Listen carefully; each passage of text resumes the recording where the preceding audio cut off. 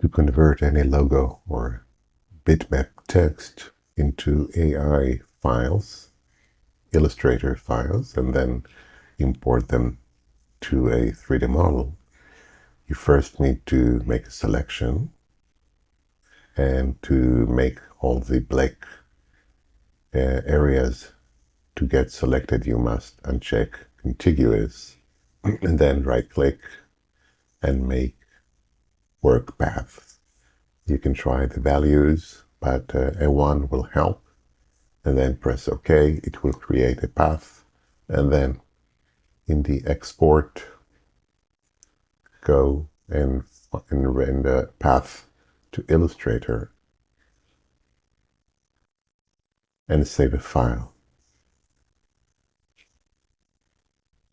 Within your 3D package, if it supports import file as a single object, of course, and then use the extrude to change and use it. You may need to maybe arrange or work on the spline, but basically this is it and you are good to go.